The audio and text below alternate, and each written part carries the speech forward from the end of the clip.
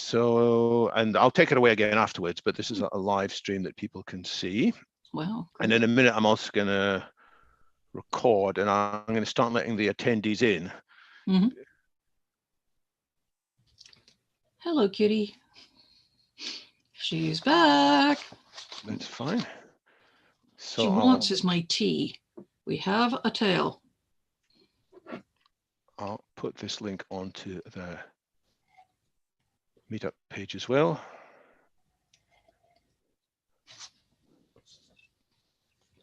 Okay, Kitty, there's my cup of tea. That's what you want. Go for it. I should be able to lure her over to the other side of the desk. No. Huh?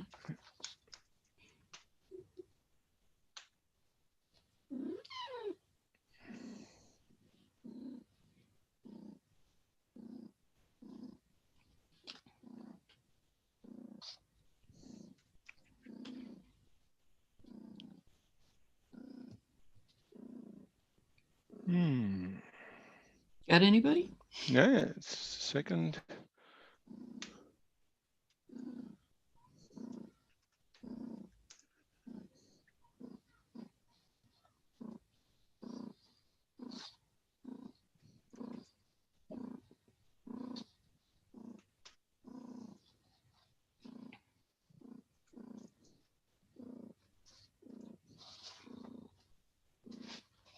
Go on, Kitty.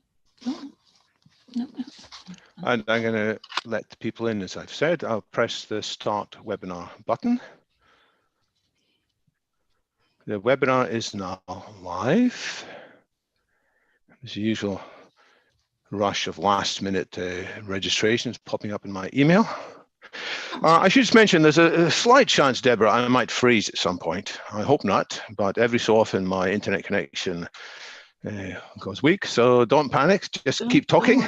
This happens. My family now exists largely on, well, on Skype mostly, I guess, because we're a bunch of Luddites. Haven't switched to Zoom yet.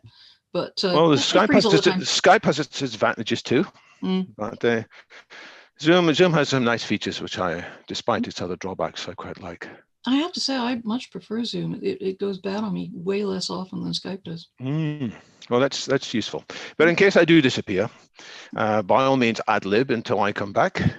No problem. There is a chat channel as well. Don't know if do you use the chat channel? I don't know how to. I gave a talk to a scientific meeting last weekend on which there was one, and questions were coming up, and I had no idea what they were because nobody ever explained to me how to see them. Well, again, if you move your mouse towards the bottom, there's a chat window, which is splendidly blank for the time being. There's another, but I'm sure. Hello, Adrian, Gary, Jose, Nicholas, Pauline, Pete, Robert, Seamus, Sanake, Sid, Terry, Tony, Julio, Zoo, Pauline, and others. Hugh, by all means, say hello in the chat window. And when you chat, by the way, make sure you, if you want the wider community to see your chat, pick all panelists and attendees as the recipients. So I'm just speaking to the audience that's gradually assembling. We'll start in a couple of minutes. We're not yet live. We're just warming up here. I've yet to get this thing angled such that it doesn't take the top of my head off. Yes. You got yours perfect, I have to say.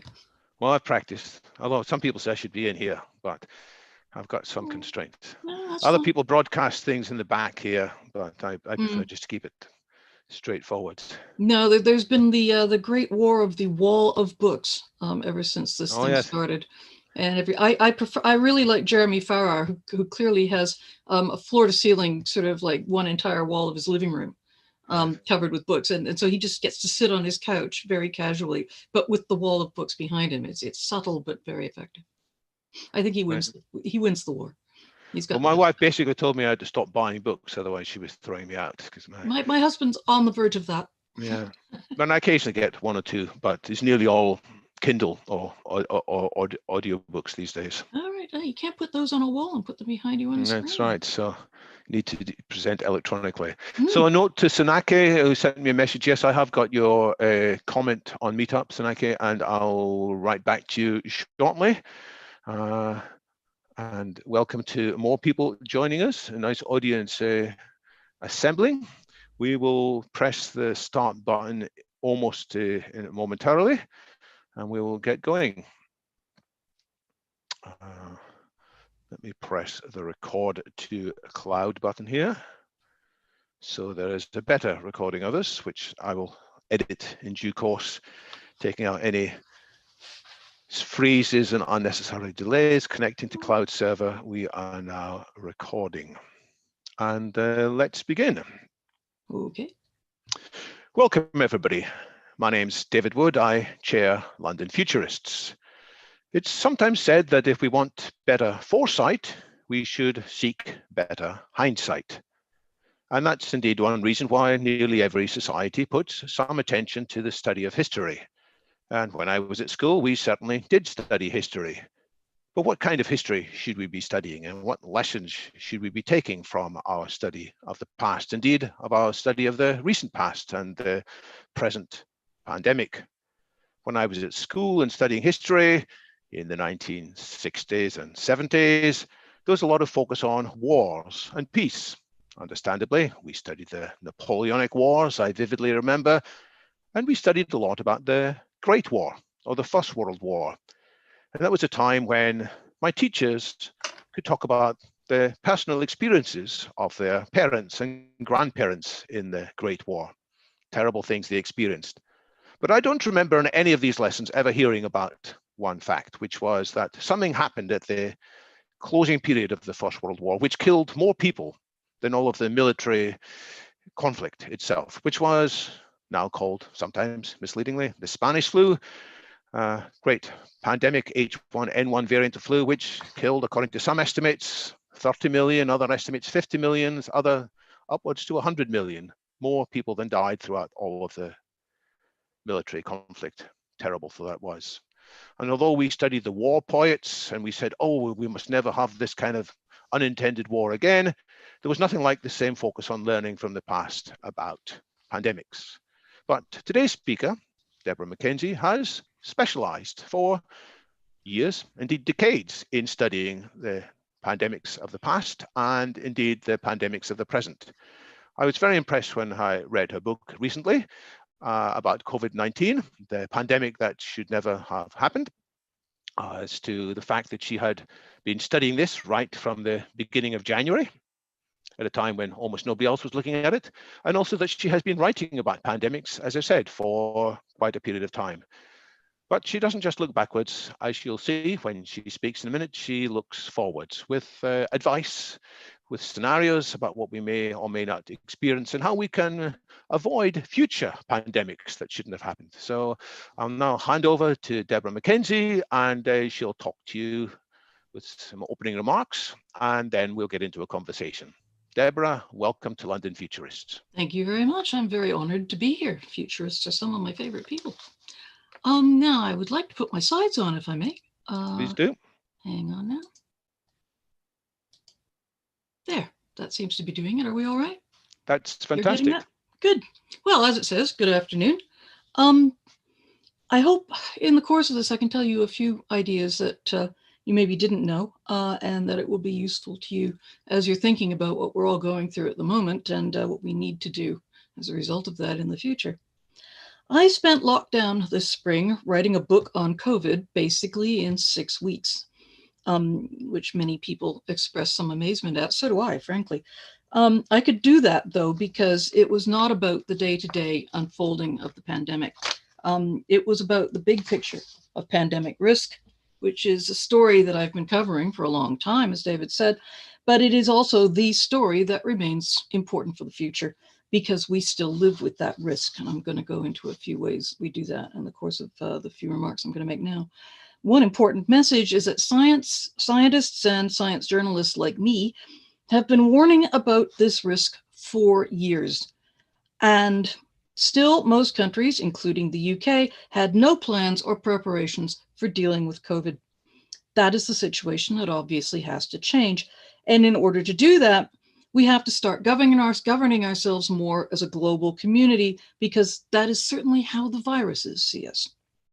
Now, back in the 60s and 70s, medical science actually believed we had beaten infectious disease, the kind caused by microbes, because we mostly had.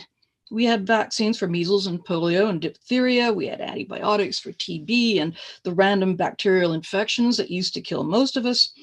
But HIV/AIDS in the 1980s was a nasty wake-up call. In 1992, this study that you can see here from the US Institute of Medicine warned that humanity was at increasing risk from viruses in wild animals because there were more people. We were pushing into new ecosystems like deep forests in search of food or land or resources. We were disturbing those ecosystems and the animals that lived there, and that made us more likely to pick up new microbes. HIV was in fact a case in point. And then those could spread farther and faster than ever before in crowded cities and with air travel. Those fears have been borne out ever since. This is a small sampling of just my reporting on the warnings, the epidemics, the pandemics, and the near misses that we've had since then. And I'm just one reporter who's been covering this beat. There have been a number of them, as you probably know. I personally am sick of hearing that COVID, and you see this written places, COVID was the first pandemic since the one that David mentioned in 1918. It most assuredly has not been. All of the diseases on this slide are zoonoses, which are viruses we catch from animals. Since 1992, we've had one flu pandemic in 2009, which was widely considered mild, but which killed way more people than usual in their 30s and 40s and early 50s, just because of an accident of viral evolution. It was less lethal than it might have been because it just happened to not kill older people. We needn't be that lucky again. We still, of course, have the HIV pandemic, with 40,000 people living with the virus now and 4,600 new cases per day. People sort of go, ooh, that's not a pandemic. I'd like to know what else you call it. We've also staved a few off. We've actually done fairly well. SARS in 2003 was a coronavirus from bats, very much like COVID, which, as you probably know, is called by a virus that's been named SARS-2. But it didn't spread before it caused symptoms like COVID and like HIV does, come to that. So it was easier to contain. But we were lucky it never got into a big chaotic city like Rio or Kinshasa, or we wouldn't have been able to eradicate it, which we did, largely due to the kind of thing that we're trying to do with COVID now, which was to quarantine cases and trace their contacts and quarantine those. We did it better with SARS. It's a good thing we did too, because it was 10 times more lethal than COVID. MERS, a similar coronavirus from bats, is even more deadly, but it doesn't spread well in people. Every case, however, is a chance for it to evolve that ability, if indeed it can. Then there's Ebola virus, which emerged mostly as local outbreaks that were rapidly contained in Central Africa, but in 2014, an epidemic almost spun out of control in West Africa. And during that, the virus evolved to spread more easily in humans. Fortunately, we wiped that one out eventually too. As I explain in the book, it's a myth that diseases necessarily get more mild after they've started spreading in humans. Sometimes the reverse is true. And then there was Zika, which comes, we think, from monkeys, which causes severe birth defects, and which crossed the Pacific and then the Americas between 2007 and 2016. It's subsided now because natural immunity to it has built up, but epidemiologists tell me that it will be back.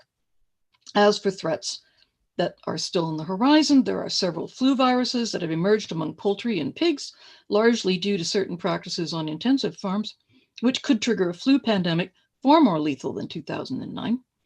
Just because they haven't so far doesn't mean they won't. There are plenty more coronaviruses in the bats that COVID came from. And then there's Nipah virus, and this is the one that scares the scientists I talk to. It's carried by fruit bats. It has recently spread across South Asia. It kills half or more of the people who get it, and it's starting to be able to spread from person to person. Not very far. It's a bit like MERS in that respect, but it's starting to be able to do it, which is scary. So, if we're futurists, what can we conclude? Well, it's that the future contains more of these kinds of emerging diseases, some of them worse than COVID. But as Tony Fauci in the US has said, emerging diseases are inevitable. It is not inevitable that they turn into pandemics. So that is where we need to focus our attention. It's instructive to look at some of the stupider reasons that we failed to contain COVID. Countries did listen to the warnings. This thing is from the risk register in the UK from 2010. And as you can see, the UK put a flu pandemic as the biggest threat on the risk register. It did it again in 2015, above terrorist attack, which was all the rage at the time. And that was after the swine flu of 2009. It still realized that, yes, this could be a bad problem. Yet the only pandemic plan it had was for flu. And that was a problem when COVID showed up. Case finding and quarantine using testing and contact tracing, as the World Health Organization, to be fair, has advised from the start, is what contained COVID in South Korea, in Singapore, Vietnam, Taiwan, and New Zealand, and in fact in China. China tried to conceal the seriousness of the outbreak in Wuhan for the first 3 weeks of January. And that led to uncontrolled spread there, and indeed let it slip out and spread around the world. But China then cracked down on containment, and no city anywhere else in China had to lock down. They kept it contained with quarantine and case finding, test and trace. That was enough if it's done right. But that kind of containment doesn't work for flu. Flu spreads too fast. So if all you have is a flu pandemic plan, you had no plan when COVID hit because it didn't include containment. The UK was one of many countries that didn't do containment terribly fast or terribly well for that reason. That's the kind of limited imagination we need to get over to face the future. Now, there was a big global assessment just last year that found virtually every country's pandemic preparedness was, and I quote, grossly insufficient. One reason is that governments find it hard to spend on future risks if they don't know when they're going to happen. You can say that a pandemic is definitely going to happen sometime, but if your elected representative in particular doesn't know if it's going to happen during their term of office, then you tend to not get quite so much spending on it. California made a PPE and ventilator stockpile after SARS, but it was sold by the next governor during a budget crisis. And that's just one of many such stories. On a rainy day fund is always the first to go when other priorities for spending come up. Hopefully, after COVID, we'll be less likely to scrimp on pandemic prep. But what exactly should we do? What I found over the years, and what was particularly obvious when I was writing the book, is that there's a huge disconnect between warnings from scientists and actual actions by government. I talked to a number of senior scientists who've been warning about this for years as I wrote the book, and said, okay, in the light of what's happened now, what would you say about this? They all said that it's just no one's job to sift through the warnings and make sure action is taken on the most serious ones. It's as simple as that. In my book, I concluded that the pandemic never should have happened, not just because we've been warned for years about pandemics in general, but because we were warned specifically about coronaviruses in Chinese horseshoe bats, and no action was taken. No drug, no vaccine research. In fact, they actually stopped what they were already doing in the wake of SARS. No urgent policing of bat-derived products on the market. The Shi Lab in Wuhan and the Barrack Lab in North Carolina actually put it, as you can see here, in the titles of articles, so no one could miss it, after they found bat coronaviruses already primed to infect human airway cells with no need for any further adaptation. As for how it could get from bats to humans, the evidence for that fish market is weak, to say the least. On the other hand, this is a remedy that is widely sold in China and worldwide on the internet. It's a traditional medicine made of dried powdered feces from exactly the same bats that carry SARS-type coronaviruses. You take the dried powdered bat feces, you make a water extract, and you put it in your eyes, an organ full of the ACE2 protein that these viruses latch onto. The idea is that bats can fly at night, so they must have very good vision, which actually they do. So touch of the bat might just help you if you've got eye problems. Every culture has got remedies like this. The danger of this preparation was probably not obvious over the centuries that it has supposedly been used. Probably drying the bat poop kills a lot of the viruses in it, and any that did survive might simply have failed to spread farther, as indeed COVID itself often does. Moreover, in previous centuries, there were fewer people around to use the remedy and fewer people living in less crowded circumstances for them to spread it to if one happened to jump. It needn't happen often. And the genetic evidence shows that the COVID virus this time jumped only once into one or at most a few people, because there was almost no genetic variation among the early cases. This remedy, Yuming Sha, was quietly removed from the pharmacopoeia of traditional Chinese medicine last summer. Internet sales appear to have been shut down, but I'm not aware of an effort in China or elsewhere to make sure this and other bat products have been taken off the market, despite warnings from Chinese scientists going back to 2005.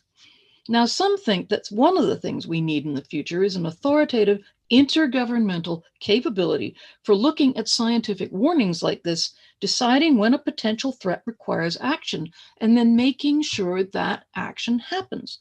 It has to be someone's job to do that, because currently it isn't. I'm sure the WHO would, if it had the funding and the mandate and the political clout. It currently does not, and that might be something to consider. We also need to stop humans interacting with wild animals in risky ways. Quite so much. And indeed, I have to stop interacting with this cat in quite this way because she's sitting on my notes.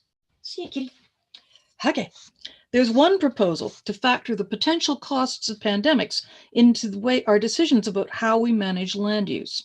You've probably never heard of the Intergovernmental Science Policy Platform on Biodiversity and Ecosystem Services, which is called IPBES for short.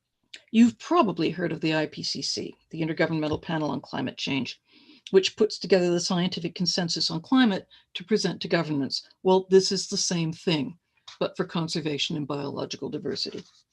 They've just estimated that controlling the global wildlife trade and reducing land use changes that would rub people up against wild species, especially through deforestation, would cost $40 to $58 billion per year. It sounds like a lot until you put it against the estimated $8 to $16 trillion cost of the pandemic just until last July. One way to bring this home to companies who maybe want to clear cut a forest that's got a lot of bats living in it might be to suggest that they could be liable for damages for infections unleashed by their activities. That's one avenue that's being suggested. Finally, we need to make some way for countries to find out and then tell everybody when they have worrying outbreaks. In early January, as we mentioned before, China told the WHO about its cluster of mystery pneumonia cases in Wuhan, but claimed the virus did not spread person to person, even though its doctors knew it did. The WHO could not go into China to verify, talk to the doctors, see what they were saying, because China had to issue an invitation for it to do so, which it did not do. Basically, the WHO couldn't say, oh, you've got a new disease, right, our inspectors will be there in the morning, book us some rooms. I mean, there are arrangements internationally which do allow international organizations to do that, but the international health regulations, the treaty that governs diseases that might cause a problem internationally, absolutely insists on the sovereign rights of member states. Obviously, this is just not good enough anymore. Pandemic risk is too important to entrust to any single country. I'm not pointing a finger at China here, anybody. Countries are notorious for not wanting to let people know when they've got new diseases on their territory or any diseases on their territory. We all share the risk, though, of a new disease that comes up. So we must all share responsibility for managing the risk. Stands to reason. International treaties famously cannot be enforced, but what you do with an international treaty is you verify it. Under the nuclear and chemical weapons treaties and others, like the Bretton Woods agreements, countries set aside sovereignty so international inspectors can ensure compliance with rules everyone has agreed to because it's in everyone's interest. If the international health regulations had allowed the WHO to insist on a visit to Wuhan in early January, when the doctors knew COVID was contagious, the global response might have been much faster, and we might have made the pandemic easier to manage. It's just a thought, but we have these kinds of provisions in other treaties. For example, the treaty governing chemical weapons, and a virus like COVID is way more dangerous than any chemical weapon I know of to far more people. And frankly, COVID, by comparison with some of the others that might break out, is relatively mild.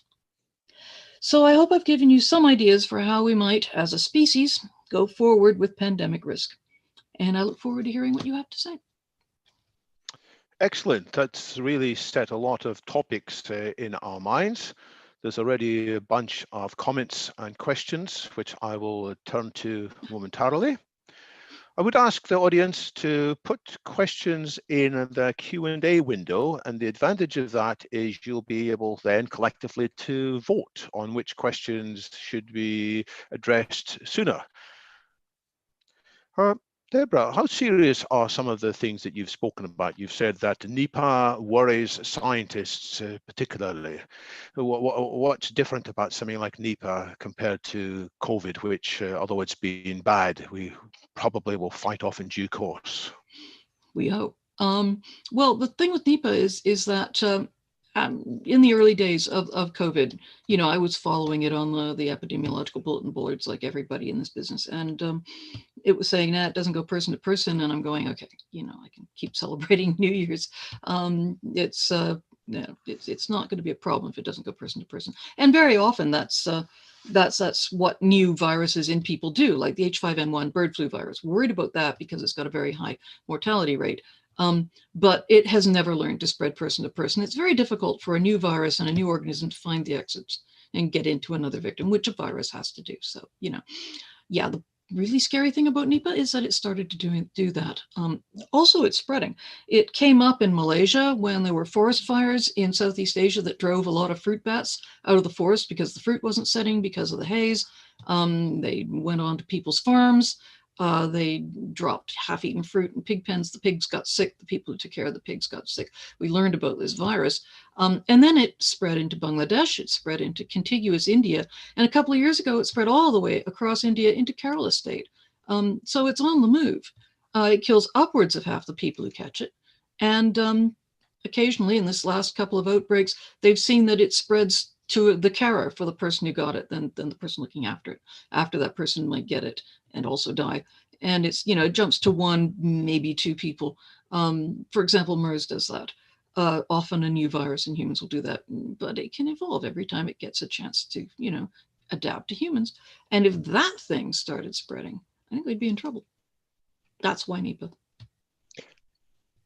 And what about the evolution of viruses? Because it's commonly said, oh, the viruses will naturally evolve into a less deadly form because if they're too deadly, they won't be able to spread and they have an evolutionary advantage to not killing people. But is that always the case? I mean, I seem to have read that the virus in the second wave of the 1918-1919 flu pandemic was more deadly than the first one, for example. That is a very widely repeated and misunderstood story, but all we have to do is think about it for a minute. It is true that if a virus is too deadly, it'll kill off its host before it gets a chance to spread. With few exceptions, if the host dies, the virus dies too. And you know, Ebola is one that lingers on for a little while, but generally speaking, it's got to spread before either the host dies or the host defeats the virus with their immune system. So it can't be too serious. But let's think about how that selective pressure works. If you've got a virus in a population that is excessively deadly, for example, like myxomatosis was among rabbits when it was released in Australia famously, and at the same time in France, interestingly, terribly lethal, killed about 95% of the rabbits. I mean, really, you know, especially in Australia, it was incredibly lethal. And at that point, it stopped being easy for the virus to find a new victim. The ones who had survived were mostly those who, for accidents of their immune system, were able to resist it. So, you know, it might have died out at that point, but there was a strong selective pressure for a virus that didn't kill its victims quite so fast. Now, lesson one, that selective pressure doesn't emerge until the virus has in fact killed enough of its hosts for the resulting scarcity of hosts to be a problem for the virus. So first of all, it has to be deadly. And then one of them, if it's there, that doesn't kill quite so fast, might in fact be what is selected for and causes the next wave of infections. And in fact, that happened with myxomatosis in Australia. It wasn't exactly mild. It still killed 50, 60% of the rabbits, but it took longer to do it, so it was more likely to spread. But then what people saw was that the infection in rabbits got a lot more mild because the rabbits that survived all that were the ones that could resist it. And so everybody went, oh, look, myxomatosis, it killed off a lot of rabbits and then it got milder. Viruses must get milder as they spread. It's not quite how it worked. Furthermore, it had to kill a lot of rabbits before that could even become a selective pressure on the virus. And the final nail in that coffin is it's now getting worse again. It's becoming more virulent for the resistant rabbits that survived.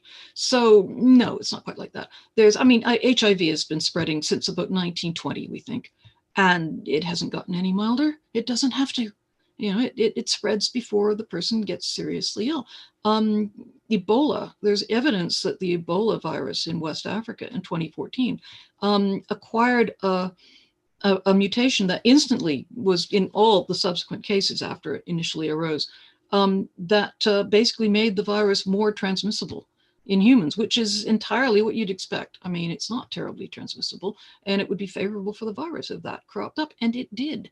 So, in fact, that virus, just in the few months it was circulating in West Africa, got worse. It's just, if you think, oh, it automatically, it's not like the virus stands back, surveys the situation and thinks, oh, I better not kill quite so many humans. I mean, I won't be able to spread so easily. It has to kill a lot first for that to even become a factor for the virus.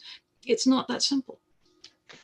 Some things are getting worse, but aren't some things getting better as well? I'm going to turn to one of the questions which have got the most votes. This is from Jose Cordero. Mm-hmm. He says, aren't we getting better at developing vaccines?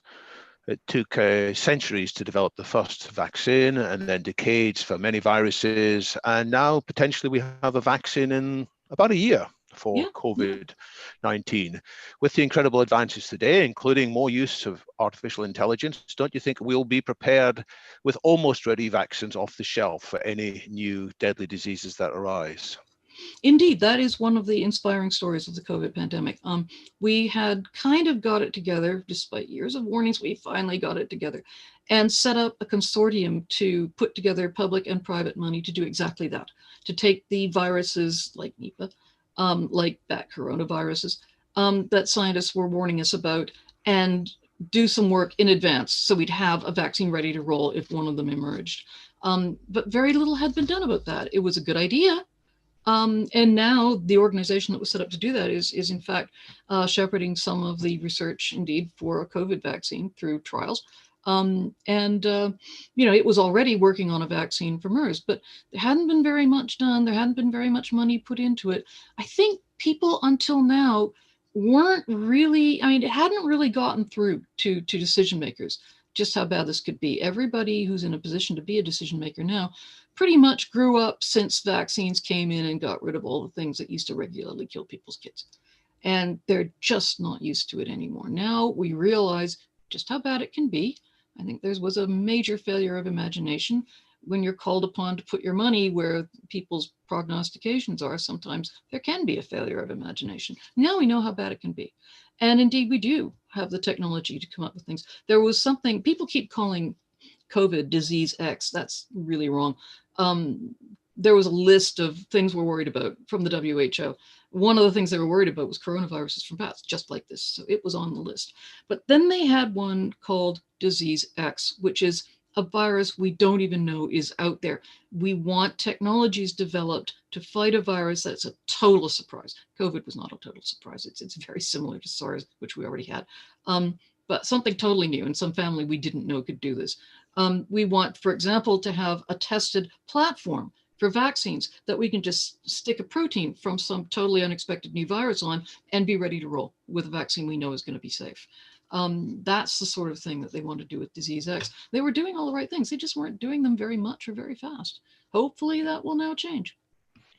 Are you able to say something about some of the work that impresses you most in terms of making vaccine development not only faster, but more general, so that instead of us needing a special vaccine each time for each new disease, there's something available? For example, one question, again from Jose Cordero, is about the work of George Church at Harvard. He's quite an eminent genetic professor of genetics. He suggests that we could modify the human genome in due course so that we'll become immune to a whole bunch of viruses. I'm guessing George Church isn't an immunologist. Okay, so what does impress you and what doesn't impress you about some of the claims and the hopes that have been stated in this area? Well, obviously, we should throw out all the ideas that we might have. Sometimes the craziest ones are the best. I doubt that is, though, because the human immune system, as we are being reminded once again by COVID, is an incredibly complex thing. It's a can of worms.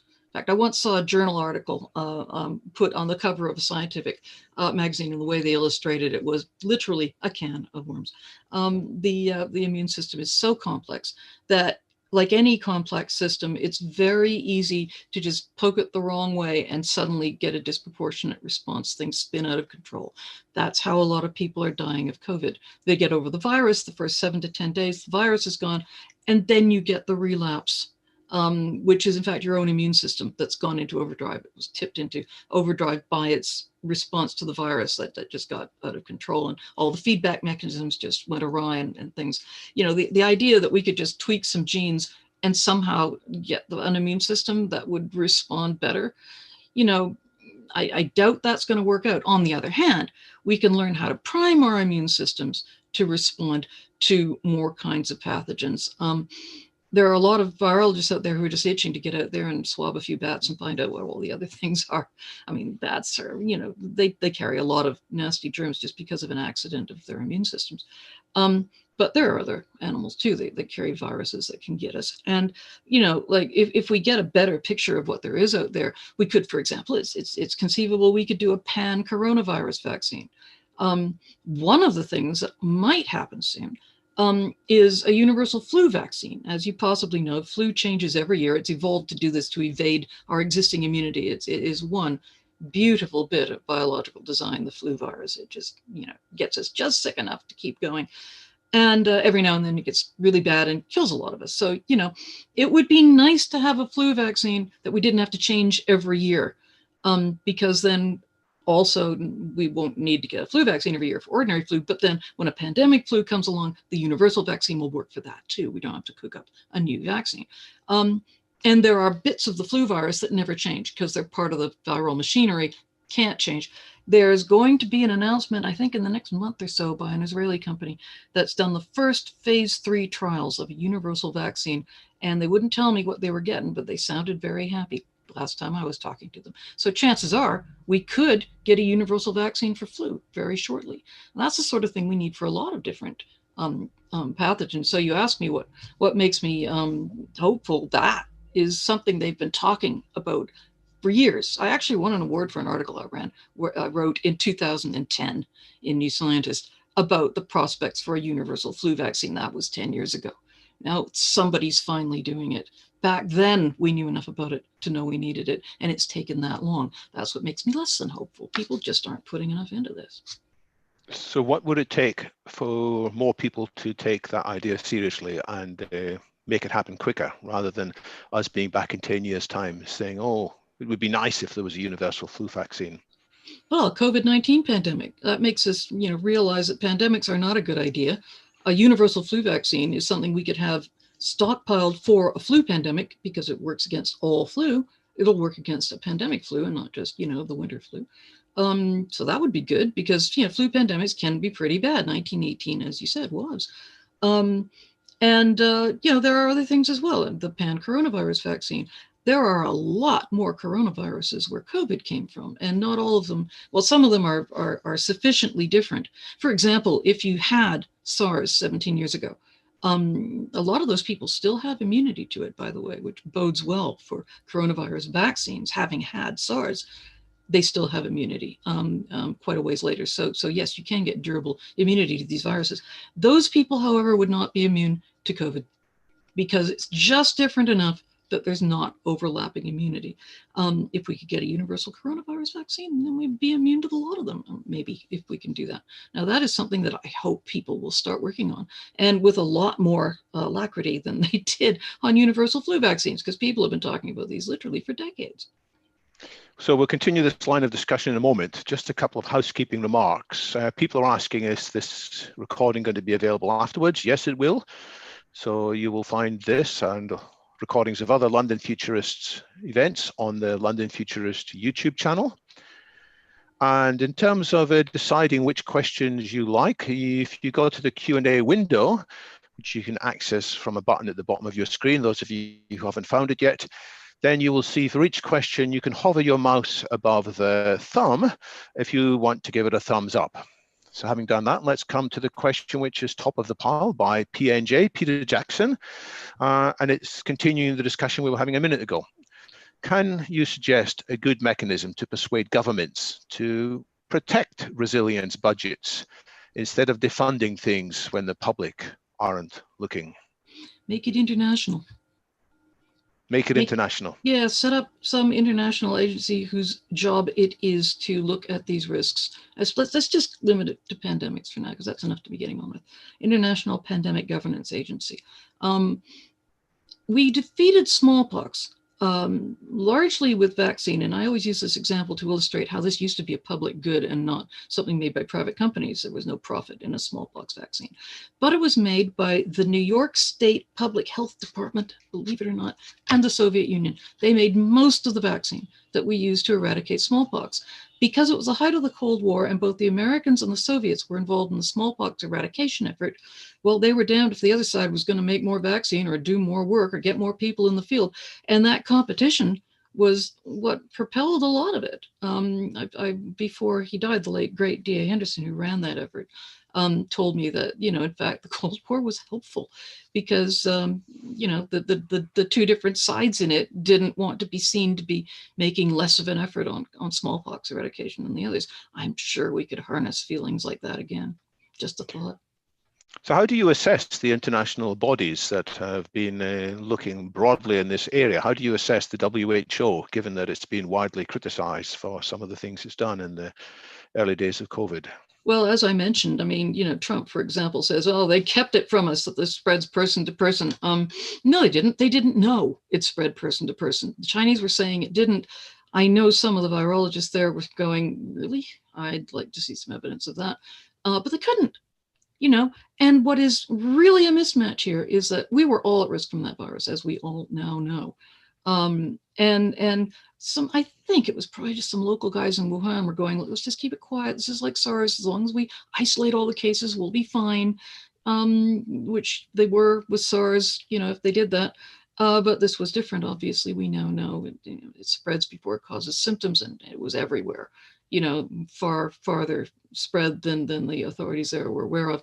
And when some of the really very world-class scientists in China realized what was going on and sort of, told the central authorities, and China clamped down like a ton of bricks. By then it was a bit too late.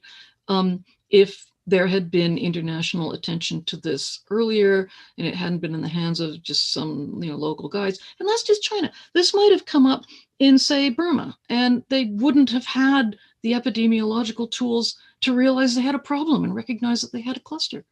It might have happened in the United States, and the people who were sick didn't go to hospital because they thought it was just flu and they couldn't afford to go to hospital. There are lots and lots of ways this sort of thing can get out of hand in different countries. We all need to get together to work on this because, like I say, the virus looks on us as one big pool of meat. We should really maybe just act like it for once and get together on it. And I think that's the way to face the next one. Just to confirm one point then, a question by Matt Monak. Are you saying that if the WHO had been allowed in Wuhan early on, it might have ended up just being a relatively small local epidemic? Well, depends on when it got in, whether it found out the thing was person to person, and whether it then said, "Oh, guys, we've got to do something here." Those are a lot of big ifs. But I can't imagine that it wouldn't have been clamped down on a bit more early if there'd been that kind of attention to it. As a matter of history, during SARS, China was a very different place then. It was 2002, 2003. But basically, people started admitting in China just how many people had it and how bad the problem had become. When a team from the WHO was finally allowed in and got to talk to the other doctors and scientists. And, doctors and scientists usually level with each other. Technical people communicate very well. And if that happens, then you find out what the truth is, and stuff gets done. I mean, really, it ceases to be kind of a small-time political football, and the scientists who know how serious this might be start becoming the ones who are, ruling on it. And I think that would happen in any country, really, not just China. So one thing you said earlier is that something that you've noticed again and again is that there have been plenty of intelligent warnings from scientists, but a lack of a corresponding set of actions from politicians. There have been lots of preparedness exercises. In the UK, there was the Cygnus exercise, or Project Cygnus, a few years ago, which discovered that our preparedness in the UK was poor. Apparently, cabinet ministers sat ashen-faced in briefings when they saw things would how things could develop. But again, a lack of follow-up. So is that entirely due to poor international relations, as you mentioned earlier, or are there other factors that could have resulted in a better response to the findings of the likes of Operation Cygnus? Well, again, it's a lack of follow-up, and everybody criticizes China for, rightly, for having kept the fact that that thing was contagious secret for a critical few weeks. But then again, the UK was in no hurry to tell its own citizens that its own pandemic preparedness was not up to scratch. I don't think that report has been released yet, has it? And let's just go and keep this quiet is always the response of government for things that it's not forced to do something about. If that stuff had been, presented to some international, forum of some sort, of course, there are limitations. There's another question on the notice board here saying, look, they looked at it and apparently they looked at the wrong things. They rated the UK and the US most prepared for a pandemic. Yeah, their metrics were a bit off. There's a lot of things on paper. A lot of, I think the question puts it in a nutshell. They looked at the technology. They didn't look at the leadership. And that was it. I mean, the really inspiring story from this pandemic was South Korea, which of course remembered SARS. And had a narrow escape from MERS. They managed to beat it back when it got loose in their hospitals a few years ago. And at that point, they said, okay, we're going to stop messing around, and had some plans in place as soon as they found out about this thing. Apparently, the leadership called their top virus testing manufacturers and said, how soon can you make a test for this virus? We will give you fast track permission to get it out there and start using it. And we'll do the regulatory stuff at the same time so you can just get out there and start testing. And they kept it contained. Now, they don't know more science than everybody else, but they knew this could be bad. They knew what had to be done, and they got it done. I think everybody should learn from the countries that did it right. Vietnam. People say, oh, well, New Zealand, yeah, they're an island. Yeah, Vietnam isn't. I mean, they kept it down. China managed to keep it from spreading in the community everywhere outside Wuhan. Wuhan had to lock down. Shanghai didn't. They shut down a lot of the city transport. They did social distancing. They had people having to have their temperature monitored if they were going to go into a store or something. They set up fever clinics for people who did have a fever so they could be tested. They did variously aggressive things, but it wasn't a lockdown. They managed to keep it at bay just by testing people and then making sure that people who were tested got quarantined. Now, Britain is starting to test people in Liverpool this weekend, which I think is absolutely fabulous, especially since they're using one of this new generation of tests that, in fact, is sensitive enough. It's not perfect, but it should be good enough, according to the people I talk to anyway, to be able to tell people when they've got it, when they need to quarantine. The problem will be getting people to quarantine. Now, that's where the leadership comes in. Are we serious about this, or aren't they? I was shocked to hear that the number of people who quarantine after they've been told they need to do it was something like 20%. No wonder it's not working. No wonder you've got a lot of people dying from COVID. You got to take this seriously and make it stick. And if ordinary people won't do it just, spontaneously, which I think ordinary people don't tend to do spontaneously if they're not really sort of led to do it by their government and perhaps backed up with some kind of sanction, then, there has to be the leadership to make that happen. So let's follow up then on the difference of different countries in their seriousness and their effectiveness in addressing these threats. The question from Matt Monack: Do you think the West is just extremely arrogant for not following the approach in Asia? As you've just described now, the mass testing and rapid local containment. To him, it looks like the West thought, well, we can do it better. I remember reading actually recently that South Korea, actually it was Korea as a whole at the time, fared very reasonably well in the 1918 flu epidemic because they did some mass containment at the time. And there's a story that one Japanese person, actually the Japanese were more or less in control of Korea at that time, but they wrote home that he said he didn't think they would manage to do something so effectively in Japan. You know, the Japanese people wouldn't stand for the requirements. So that's an interesting angle. But sounds familiar. yes. So, but are there good examples in the West? I mean, New Zealand is one special case, but are there other countries in Europe that have done things a bit better? Not just initially, because I used to point to Austria and Czech Republic and Germany as having managed well, but it looks like there's a bit of this social uncohesion as well now, and more people complaining about the things we're being asked to do. I think you put your finger on it. Social cohesion plays a large part in it. Having social cohesion, having a social contract, having a lot of trust in the people who are telling you what you got to do, caring about whether other people die, you know, not subscribing to an ideology that says that all I have to be is strong and be a fighter and, you know, want to not get this disease and that's enough. Apparently there's been a book called The Secret. It's been sold millions of copies in the States lately that actually makes people believe that the power of positive thinking is going to keep them safe. And, you know, if a lot of people believe that, then they're not going to think, well, I don't need to make sacrifices to, you know, keep all these other weak people who are, you know, not positive enough and are getting this disease from dying. You know, they can, you know, when it's made your fault if you got sick by sort of popular thinking, then there tends to be not a lot of adherence to sort of collective action to stop people dying.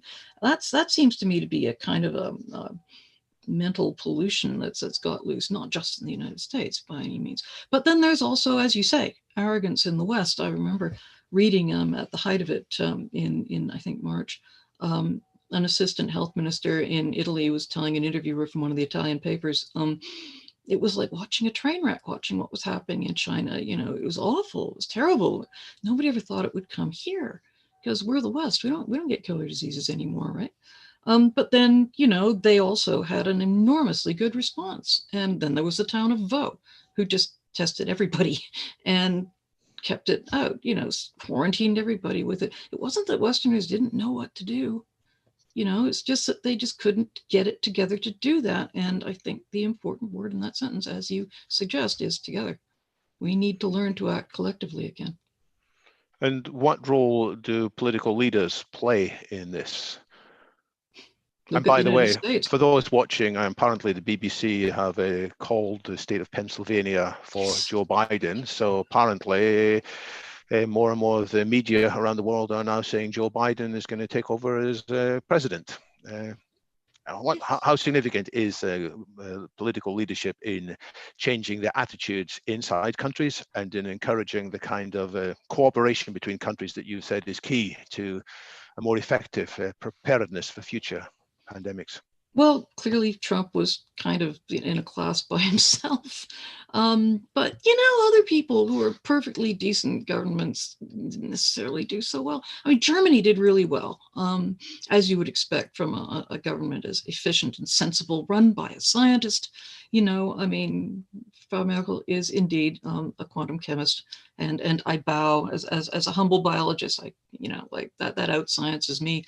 But you know, they're having trouble now too. They're not doing as well as Vietnam did. We need to really face up to this risk in a way that continues to sort of like that gets past technological preparation. I mean, I'm sure we will have, you know, stashes of PPE and ventilators that are second to none after this experience. But will we have the idea that we require collective action in order to do it, that it's not everybody for themselves? It's interesting that countries where individualism is more of a credo, Britain and the States and in the event, did worse than countries where there is still some social contract. I think that's probably where Vietnam had the advantage. They've got an authoritarian government too, which isn't such a great thing, but they can order everybody to quarantine if they're told to. But then, South Korea is a very vibrant democracy, and they did it too. It's not just a matter of that. I think a lot of it has to do with social contract and just the realization that, yeah, we do have to worry about disease. And if they tell you to quarantine, you're going to kill somebody if you don't. The whole business about, oh, well, you can't infringe on my freedom by telling me to wear a mask. I keep remembering the guy who lived across from me when I was at a university in the States, who played loud rock and roll music on his front lawn, during studying hours. It was a student neighborhood. I was trying to work, and he had his music on outdoors. And I said, could you please turn that down? You're playing it in my living room. And he said, that's a free country. And I went, no, you're not free to play your music in my living room. You can play it for yourself, but the idea is that freedom is we get to do whatever we want, and it doesn't matter what that does to other people. And that's not the idea. You're not free to drive your car down the sidewalk either. People don't see wearing a mask as not killing other people, which is basically what it is, because you may not be at risk of dying from that, but that person over there who's 45 and has diabetes might be, and you don't know. So, like the idea of freedom, the idea of individual responsibility, the idea of social cohesiveness, that is something that I don't think we've lost. We've just kind of got the wrong idea somehow over the years. And, self-indulgence is very tempting. But, we need to foster in some way more of an idea that we're all in this together. We really do. And that has to cross national boundaries as well. We'll come back to humans in a minute, but there are some questions about bats. And yes, I remember a whole chapter about bats in your book, which is fascinating. We're not going to have time to go over all of that now, but Sanake Tularia asks that he thinks that he's heard that the 50-degree in-flight body temperature of bats made them a good candidate for incubating resilient viruses. Are there other animals that we need to be wary of alongside bats? And what should we do with bats? Should we be trying to constrain them and control them in some ways? Good heavens, no. It's not 50. No mammal could withstand that. 40 is about as tall as hot as a mammal can get without falling apart. But it is about 40. In fact, birds are at about that temperature too, for similar reasons. They fly, and flying takes an enormous amount of work. So if you fly, you need to have an incredibly high metabolic rate and therefore a very high temperature. It's not that the simplistic idea that the temperature breeds resilient viruses. I mean, basically, it's that because you have a very high metabolic rate, there are some things that the mammalian immune system does that you just can't do. Because you can't do it for various technical reasons when you're running your machinery so hot, basically. And so bats do something else. Instead of having an inflammation response like we would, and you get out the big guns of the immune system and they kill the cells that are infected by the viruses, and it's a very complex and tightly controlled system. Bats do it another way entirely. They've got this hair trigger mechanism that just stops viruses getting into their cells at all. They really just worked this out recently. The paper actually came out while I was writing the book. There are other papers too backing it up. It's not just this one. But basically what happens is that viruses do occasionally get into some bat cells, and the bat can tolerate that. So it maintains the infection. It doesn't fight it, so it doesn't get symptoms. Most symptoms of disease are caused by our immune system's attempt to get rid of it. And the virus never gets out of control, so it doesn't really hurt the bat. The bats carry millions of viruses. The only one we know that hurts it is rabies. It's only American and North and South American bats have actual rabies. Bats over here have a virus that's very similar, slightly different. But they seem to hurt the bat slightly. The rest of them don't, like the coronaviruses don't. But it's because they've got this very different immune system that's dictated by the fact that they fly and they've got this amazing, metabolic rate, which is why they're so hot. So, it all sort of ties together, but like everything involving the immune system, it's a little bit more complicated than you were expecting. But for that reason, bats have got all these viruses. At the same time, one thing I was not aware of before I wrote this book, I wasn't planning a whole chapter on bats. I ended up having to write one because I learned all this great stuff. We wouldn't have rainforests in Eurasia and Africa if it wasn't for fruit bats, because they're the ones who plant all the seeds. Those of you who like a shot of tequila or mezcal, agave, the plant they make it out of, wouldn't have it without bats. They are absolutely the only thing that pollinates those plants. Apparently, there's billions of dollars worth of insects that eat our crops that are eaten by bats every year. No bats, we'd have to dump tons of insecticide on them and it probably wouldn't work as well. Don't get rid of bats. Bats are an absolute keystone species. The ecologists have come up with this concept. There are some species in the ecosystem that we kind of need more than others. And it turns out bats are among those species. They're just absolutely necessary, and they're everywhere. You know, you may not be aware of bats, but you know, England has the most wonderful bat colonies. Sit in the pub garden sometime, dusk, and just look up, and there's amazing numbers of bats up there. They're really important. So A, we need them. B, we really should not rub up against them very often because they've got all these viruses. C, that's no problem. Maybe one person, two people a year in North America get rabies from a bat. Most of them tend to be bat researchers who weren't as careful as they should have been. I mean, you know, it's really hard to get bat viruses from a bat. We can keep them around and not worry about it if we're not eating them or making medicines out of bat poop or, you know, selling them on markets or whatever happened. You know, the reason that fish market in Wuhan was implicated in the early spread of COVID is because it jumped from some sort of bat source into one or maybe a few humans, and then it spread human to human. And where do humans get together so they can spread viruses? Markets. So that answers the question that Warwick Harnius has put in there, which is why the wet markets were blamed instead of the bat dung. Yeah, about half the early cases were linked to that market. The really early cases that they knew about, that they talked about in the first, the minute that the Chinese government came out and said, okay, it spreads human to human, Chinese scientists were ready to roll, and they had a paper in Lancet in just a day or two. And it basically listed all the various exposures that were known for the first, I think it was 41 cases, I can't remember, that they knew about. And maybe half of them had a link to that market. The very earliest cases that they had in that paper anyway, didn't. Now, people wanted to think, the reason a lot of them were connected to the market was one of the things that drew the attention of the Chinese doctors to begin with, because that's how SARS first started. They were getting it on a market. And that probably was contaminated by bat material in some way. And it was, people were picking it up on the market for that reason. They've never really been able to establish any way that that could have happened on the market in Wuhan. And just too many of the early cases had no connection with it, that now people think, well, you know, this thing spreads person to person. The genetic analysis has shown very clearly it only jumped once, one bat, maybe one person, maybe a few people, but, you know, not 41 people getting it from 41 different bats, because then there would have been a lot more genetic variation in the early cases, and there wasn't. So basically it probably just jumped once and then all went person to person after that.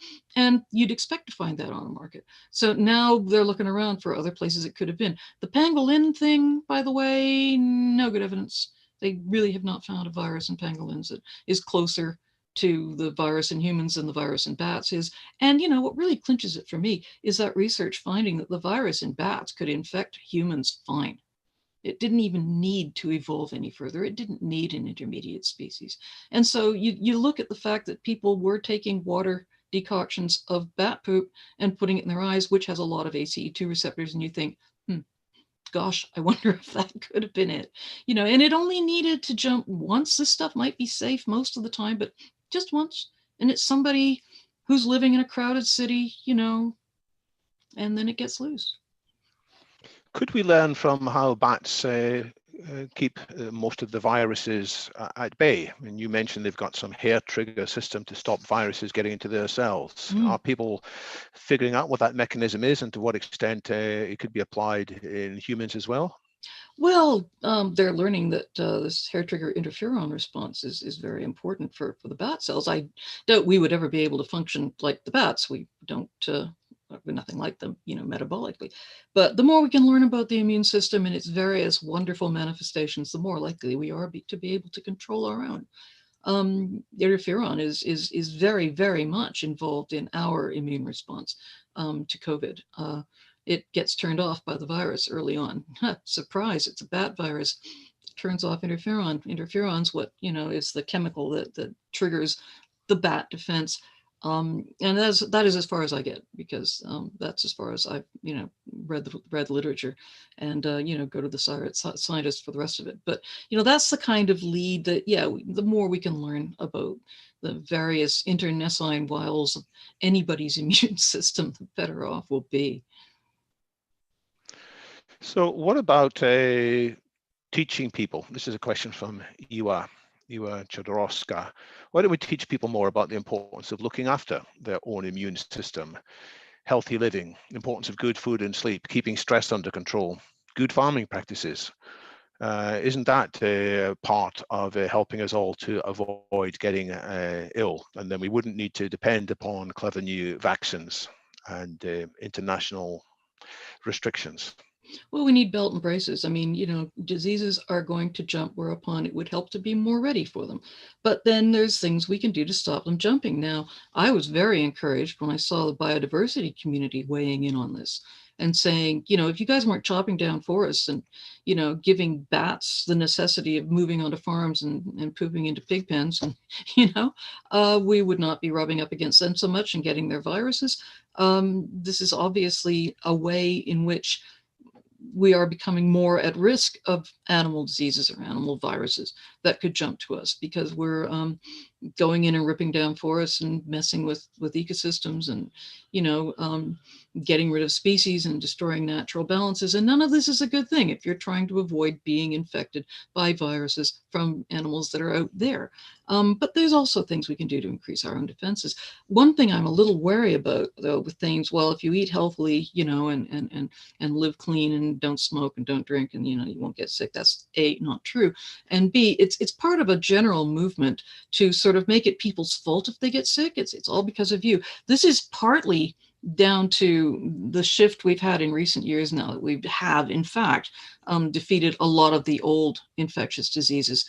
A lot of our new diseases, hypertension, blood pressure, diabetes, Alzheimer's, they are called lifestyle diseases because they seem to correlate with whether you're overweight, whether you smoke, whether you drink, whether you don't get exercise. And they do, they correlate.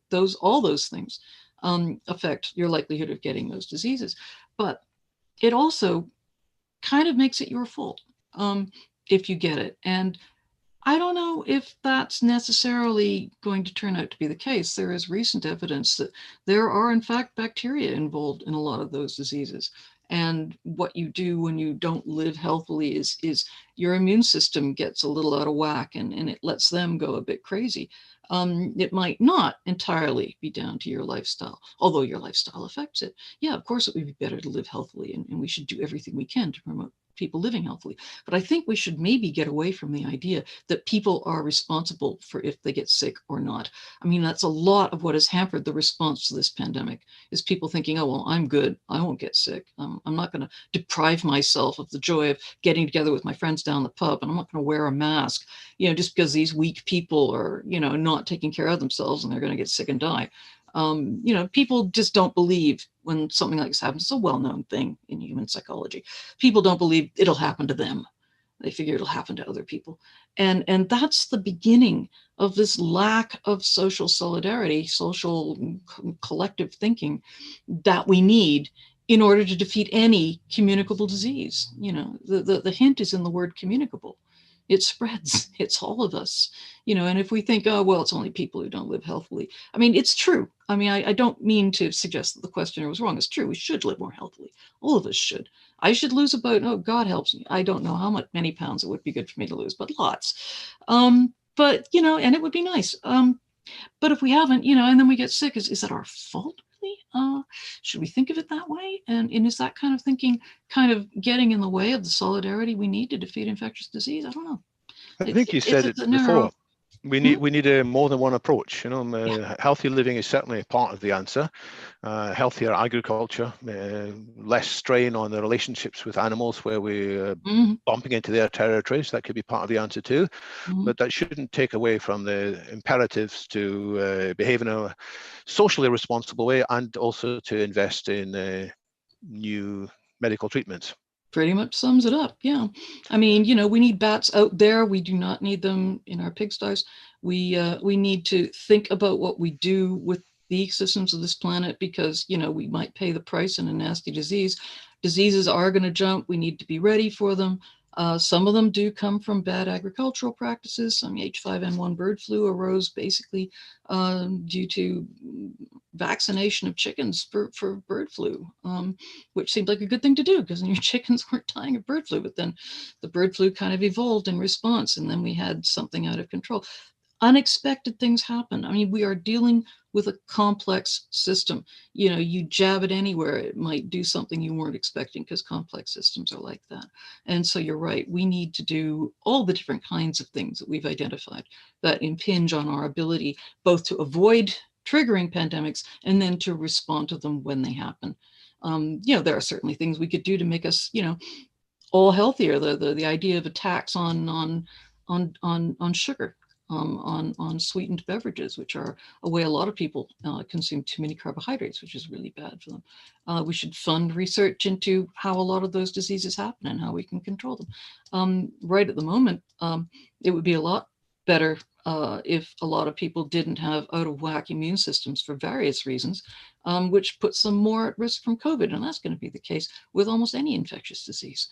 We should learn more about that. I mean, there's a lot of shoulds here, but I suspect the first thing we should do is sit down and do some serious planning on how to address the next time this happens and really get it into our heads that there is going to be a next time and it's not going to wait around. It's not going to be in 100 years. How bad could the next time be? And we titled the session "Anticipating the Next Black Death." When the Black Death wiped out probably 30% of some parts of the population, it triggered huge social changes. Should we worry about such a large thing happening as the repeat of the Black Death? Is that on the cards at all? That's really interesting. I suspect you might have read chapter 7. I've read the whole book and I recommend it all, absolutely. Right. Yeah, chapter 7 was the depressing one. Actually, yeah, a friend of mine once asked me, I was talking about bird flu and it could kill a lot of people, and I was really worried that it might, you know, become communicable. And she said, well, you know, I hate to say this, but wouldn't we be better off with fewer people? I mean, you know, somebody has to say it, you know, maybe we would be.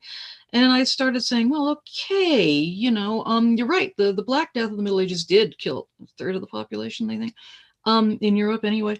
And, you know, that society didn't collapse. It triggered some changes, but it kept on pretty much as before. Would that happen here? Would that happen in a modern society? And to cut a long story short, I discovered no. You take a whole lot of people out of a modern society, it's a much more complex, sort of vertically integrated society than, you know, medieval Europe, which was kind of a horizontally, and almost everybody was a subsistence farmer, a food producer that produced a small surplus that kept the aristocracy alive. You take them out, you remove the producer, you also remove the consumer. Very little happened. Nowadays, let's say you take out the truck drivers, and there's no food deliveries. Let's say you take out the people who refine the fuel that allow people to deliver coal to power plants. There are a number of cases. Let's say you take out enough international transit. We were worried during the first wave of COVID that we were going to stop getting a lot of our basic medicines from China. Fortunately, China got into control very quickly, but we would have been in trouble if they hadn't, because we've got a globally integrated economy. And if you take a bit of it out, lots of other bits of it go down, because we're living in a globally integrated complex system where if you knock out one bit, and that includes taking people out, lots of other bits fall over and you can't always predict which ones. Interestingly, when I was writing the book, I discovered something that we're all aware of now, which is that the people particularly at risk of dying in this pandemic also happen to be the essential workers that had to keep working for everything else to keep working. I mean, the people who keep the power plants running, the people who keep the garbage collected, the people who put the groceries on the shelves, people who service the ATMs so you can get some cash out. I mean, you know, we cannot say that a lot of death is something that we could weather. A bad pandemic could cause knock-on effects in our complex system that would knock over a lot of our basic support systems and could get very bad, basically. I mean, collapse is not something that is very pretty ever. And a bad pandemic in our highly urbanized, highly integrated society would not be a good thing. Let's just put it that way. It's not just that we're integrated and that there's more travel. It's that, as you said, many of the systems have tight dependencies.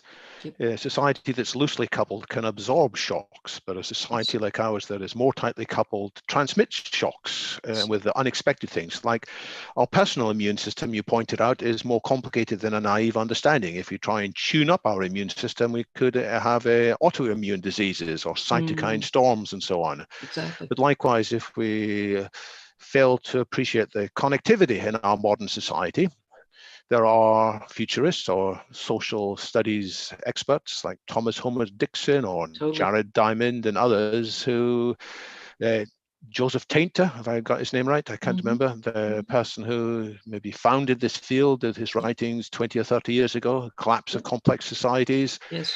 It's like the Roman Empire had many tight dependencies, and when it fell, then, at least in some aspects, we entered a kind of a dark age.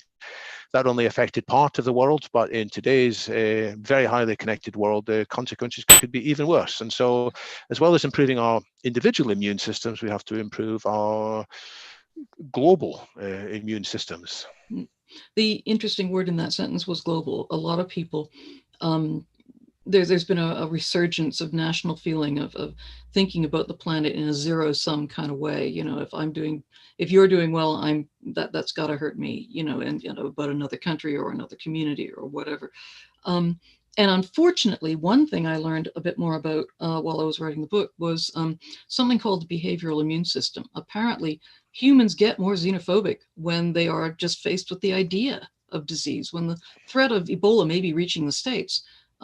Happened in 2014. There was a researcher who called a bunch of Americans and asked them about their voting intentions. And then after the Ebola thing went through, he called them again and said, so what are your intentions? A lot of them moved from Democrat to Republican. That could be, I mean, people are wondering why there are so many people voted Republican that time. I wonder if the threat of disease might not have been part of that. They found that really consistently. And a lot of other kinds of research done by a lot of other people. Basically, we have a tendency as humans to be sociable and to reach out, but also to be conformist and to stick with our own kind.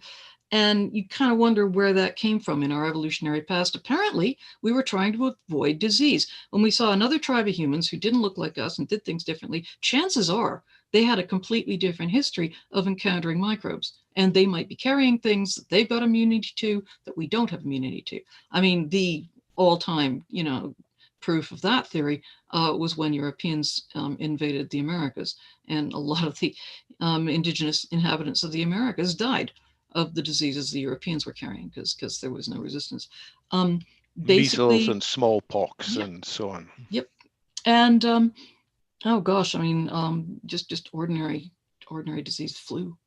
As recently as the 20th century, there were people in the Canadian Arctic who tended to get horrible disease epidemics like that from white people coming through. I mean, it's terrible.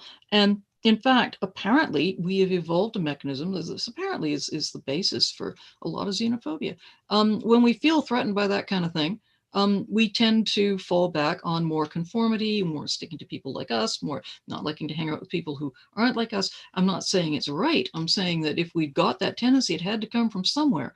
And weirdly, it seems to have come from an evolutionary history, and that's what they're proposing, of avoiding foreigners because, you never know what they're carrying. So, also we should hang out with foreigners because you never know what they're trading. And there was that kind of tension in our early history. But we came down with the behavioral tendencies to do both those things, and apparently the suggestion of disease, showing people pictures of disgusting objects, apparently makes them more xenophobic, more conservative. That's just the way our brains work. I'm not saying it's right or wrong. I'm saying we have to deal with the way the human brain works. We have to understand ourselves. Self-knowledge is the beginning of wisdom. Totally. And it's similar to other research, which has showed that people fear immigrants more if they perceive they're living in a time of economic depression. When there's plenty to go around, they're quite happy to have new immigrants joining their community, or moderately happy. But in a time when the lack of jobs, then inevitably people say, hey, they're stealing our jobs. We don't want them here. or even a perceived lack of jobs. I mean, all the research shows that immigrants typically do not do that, except maybe for the previous wave of immigrants.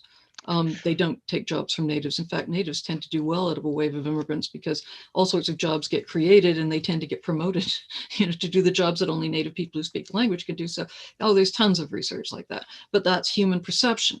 Oh my gosh, they're not like me. Therefore, they'll threaten me in the way that I tend to feel threatened. And for some people, it's jobs. But apparently disease kind of exacerbates that. And we've all just lived through a pandemic. So, I found it encouraging, at least, that the United States, many people in the United States, chose to respond to the pandemic by demonstrating against racism. I kind of wonder if like it made it all very salient all of a sudden. And some people responded by going, no, we're not going to be like that. We're going to go out and we're going to do something about this. That at least is a positive thought. There's about 10 minutes left of our discussion, so time for one or two more questions. Again, I ask the audience to multitask if you dare, listen to the ongoing conversation, but maybe have a quick look in the Q&A in case there's something you think deserve more attention. I do want to feed in the question by Cornelius Holtorf, because it follows on nicely from what we were just talking about, which is that there are many risks ahead of humanity, not just the pandemics, but the impact of climate change, wars and refugees, racism and social unrest, global inequality of wealth and quality of life, climate terrorism. I mean, how can we prioritize against them? You talked about international cooperation and you said, well, start off with, let's just focus on pandemics. But how would you, from your other writing, because I know you've got more than one hat, you're not just a pandemics expert. How do you decide which attention should be given to which of these issues? Or are they all the same from one point of view? Well, they certainly all do tie together. I mean, certainly one of the impacts of climate change is going to be vastly disrupted ecosystems. And if a disrupted ecosystem means humans are going to encounter animals bearing strange new germs more frequently, well, then there you go. I think if we get into the habit of behaving as though we are a global species, if, as Thomas Homer Dixon says, we have to start using the term we to mean all of us, because that's certainly how the viruses see it, I think we'll be, that much farther along towards dealing with climate change as well. All of those are global and collective threats and require global and collective kind of responses. I mean, some of those adjectives trigger some people to go, oh my God, she's a communist. No, I'm not, by the way. I have red hair, yeah, but it doesn't necessarily mean. But basically, no, I mean, collective just means we're all in this together, and you don't need more politics to prove that when it comes to a virus. COVID is doing it quite nicely. Any of us can get it, any of us can die of it. Older people are more likely to, but that's just, the way disease works. That shows we're all in this together. Climate change shows we're all in this together. The impact of inequality on our economies and on our quality of life everywhere shows we're all in this together. All of it does. If we get better at working together, maybe on pandemic avoidance and preparation, because maybe we'll be motivated to do that now that we've all been through COVID, that might be the nucleus for more cooperation in other areas. I don't think we should see it as either or, but man, I think we should start somewhere. It's like out of the chaos of the Second World War, there was an international spirit of let's do things better this time. At the end of the First World War, the attempt to create the League of Nations didn't really work. And people saw after the Second World War that the more effective institutions needed to be created. And although it's current nowadays to criticize the United Nations and the International Monetary Fund and the World Bank and so on, there was some great work done. I believe the Universal Declaration of Human Rights is a remarkable document in terms of its ability to transcend multiple cultures and integrate point of view. So perhaps out of this chaos, there will be much more of a concern to leave behind our parochialism and reach an international agreement. That would be good. I mean, I speak as one who lives on the doorstep of Geneva, and I know a lot of people working in the UN, and it's part of my job to criticize the UN. Gosh knows I have criticized the WHO many times. It's kind of required to. You criticize your government too, don't you? That doesn't mean the institution of government is not a good thing. Where would we be without it? I don't think too many people believe that pure anarchy is really a good thing. We need to have some institutions that enable us to work together at certain scales. It's just that now that scale needs increasingly to be global, because the effects of what we do increasingly are global, and nothing illustrates that better than the current pandemic. We need ways to come together. Now we have the WHO. It gets about $2 billion a year, which when you consider all the things it does, and it's been vastly increasing its activities over the last few years as the disease threat has increased, is an amazingly small budget. It sounds like a lot, but for an international agency that employs a lot of people all over the world and does a lot of things, it's not that much. And governments, keep knocking it back because they think, oh, well, we don't really need this. Yes, we do. I mean, health is governed increasingly at a local level. I mean, we saw that in the United States in particular. It's a state thing. In my own country of Canada, it's a provincial thing. Health tends to be governed on a local basis. But health threats, I think we now must recognize, are global. And there's really only one global organization that deals with them. The WHO, you can criticize it all you want. I think it's done very well, given the resources it has. It was right from the beginning. It was saying from the beginning, you got to quarantine, you got to trace contacts, you got to contain. You shouldn't go straight to just shutting down your transit and your gatherings and hope that will do, because no, you can contain this virus. And a few countries did, and most countries didn't. That's not the WHO's fault.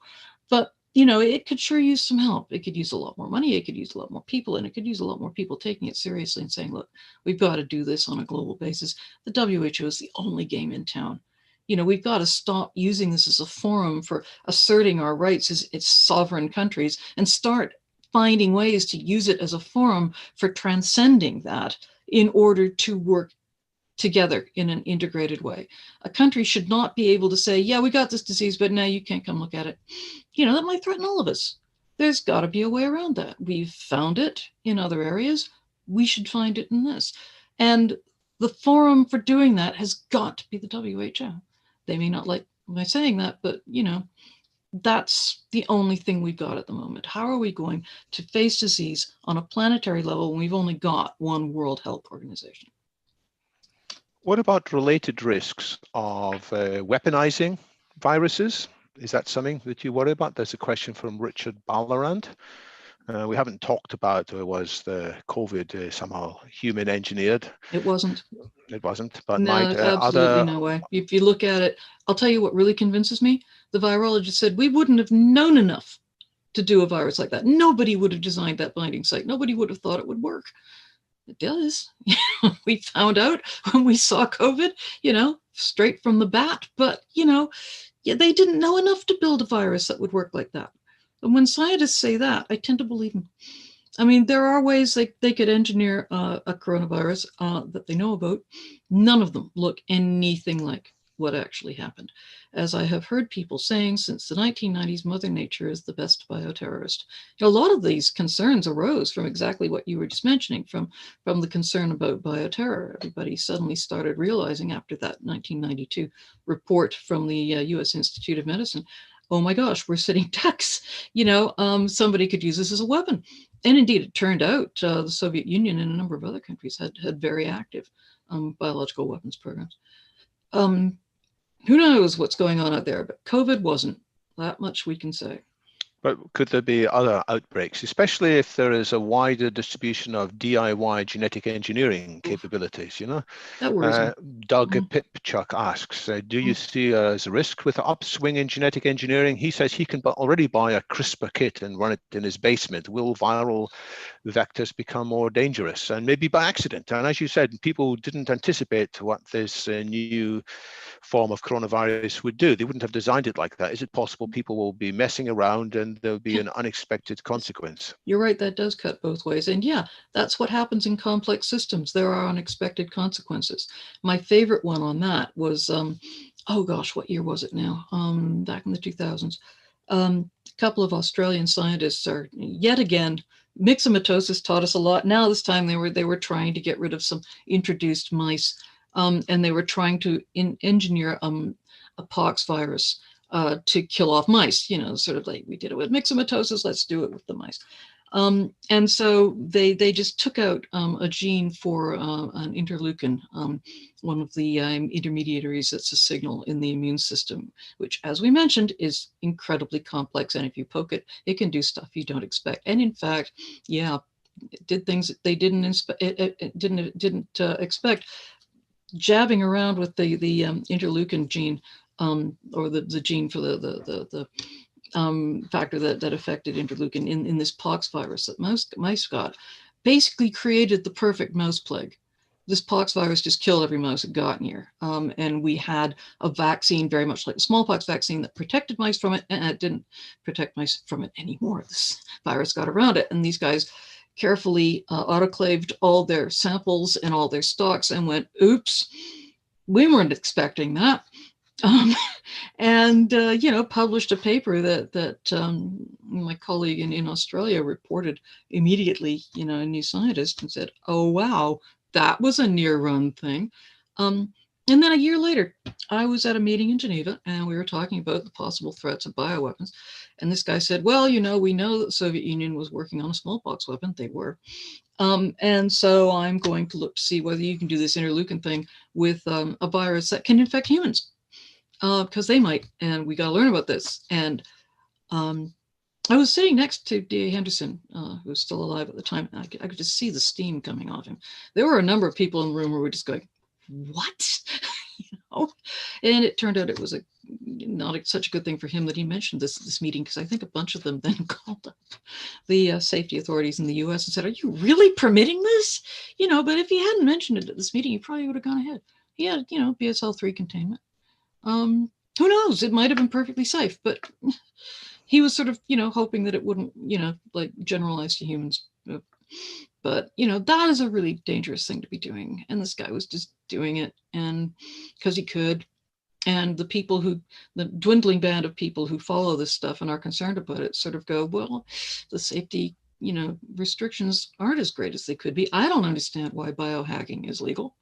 I don't understand why you can buy CRISPR kits and sort of do stuff in your basement.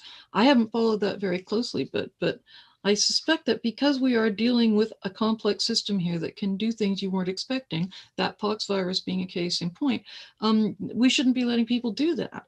Really? I mean, the guys who do the research on gain of function with pathogens, I'm personally, I actually broke that story on H5N1. So gain of function pathogens means making them in some sense more deadly than making them worse to see if they can do that. Everybody was worried about H5N1 bird flu because when it gets into a human, it's 60% lethal. And the reason for doing this research is to prepare things in case it happens naturally, so that we will have that. Yeah, so that there's a positive motivation for doing it. It's not to make a weapon, but at the same time, weapons might arise on it accidentally. Well, the thing is that everybody was worried about this bird flu, but it didn't go person to person. And people were starting to say, well, it hasn't evolved to go person to person. There's a lot of it out there. Maybe it can't. And so this guy in Holland sort of did a simple experiment to see whether it could evolve to go people to people. And yeah, it did. And these are the mutations it needed to do it. And this is what we need to watch for. And oh my gosh, we need to take this seriously as a threat because it could.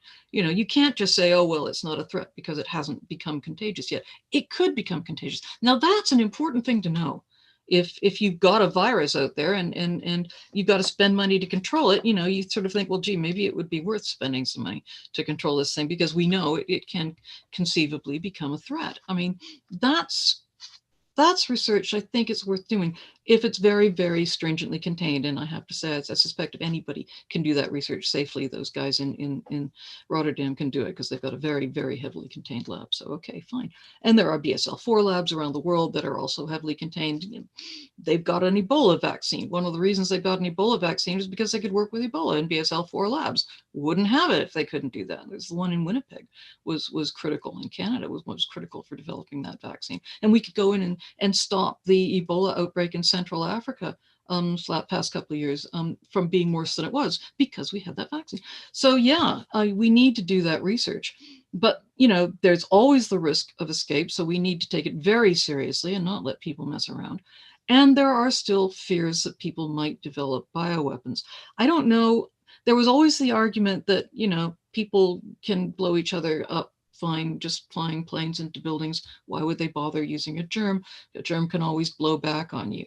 I'm more worried about accidentally creating a nasty pathogen like almost happened with that pox virus than I am about deliberate bioweapons programs. There probably are bioweapons programs out there. They can make mistakes too. And yeah, it's kind of worrying. But I think I agree with the scientists who say Mother Nature is the best bioterrorist. You know, look at COVID. That wasn't engineered. Just to close, what are your views on lockdowns? That's the highest remaining question from Gary Jenkins. Are you a fan of, where necessary, the mass lockdown, given that regional lockdowns don't seem to have been very effective? Why don't we just focus on looking after those who are most vulnerable and let others carry on at generating wealth? I'll say it again. We can't. It's just not practically possible. We can't take everybody who is likely to die from this virus because we don't know which ones they are. Yes, older people are more likely. People with certain conditions are more likely. But, you know, some kids can get it really seriously. So 20 and 30-year-olds have got this. You've seen the pictures of the health staff that have died of it. Some of them were quite young. We can't protect everybody who might get this. We don't have they can't take everybody that might be predisposed and put them in a big building somewhere and then let the rest of society get on with it. For one thing, that's a lot of society taken out right there. I know it seems simplistically appealing to say that. It seems even more appealing if you're thinking that the trade-off is somehow between economic damage and sickness, economic damage and lives. And the people who tend to think that there is a trade-off there tend to be the ones that think, oh, well, I'll be all right. It's just, you know, unworthy people who die of this thing. I'm sorry, but that does tend to be kind of a tendency underneath the, I'm not saying that the person who asked that question necessarily feels like that, but many people who put forward this idea seem to think that. I will quote proper economist Joshua Gantz at the University of Toronto, who also put out a very rapidly written book on COVID, and he has now revised it, and it's coming out next month. It's about the economic impacts of COVID and of pandemics, and I recommend it. Basically, he says there is no trade-off between the economy and health. There is no way we can run a healthy economy when a lot of people are dying. It just doesn't work that way, because lives are worth something, because shortened lives or limited lives have an impact on the economy. In 1918, American cities that shut down, that all you can do is lockdown with flu. You can't do containment because it's just a different virus. American cities who did that effectively and who didn't have as many deaths from flu snapped back more quickly from the 1918 pandemic economically than cities that had a lot of deaths. Deaths cost, no matter who they are. The thing is that, what do I think of lockdowns? I think they're a bit like abortion. They should be rare because we have ways of preventing ever having to get that far. I was talking to a very senior UN guy about this, and he said, I do not know how we could possibly have any kind of preparedness for what is happening now with the economic damage and the job losses and you know, how horrible it's been. And yeah, I know how. South Korea knows how. Vietnam knows how. You know, you do what the WHO says. You get serious about testing and finding contacts and containing, because you can contain this virus. The whole point of lockdown at this point is to get the number of cases down to the point where, when we come out again, we can contain. We can find all the cases. There won't be so many cases that we just cannot practically do it. There will be few enough cases that we can find them, we can find their contacts, we can quarantine them, and we can stop it spreading, and we can do what South Korea did and what New Zealand did and what Vietnam did. That's how you handle this virus.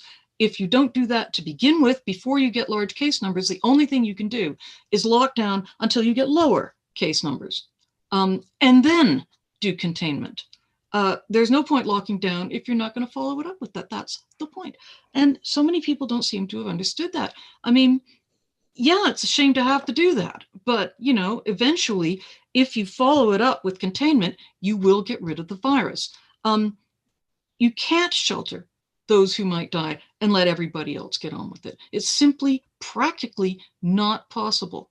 And if you entertain the idea that you're going to have that much death in your society, then you're condemning your society to untold economic damage, because, you know, a lot of death is just not a good idea economically. It's not just a matter of a bunch of old people who aren't doing anything. You get rid of them, what the hell, we're young, we'll get on with it. I think that's how a lot of people think about it.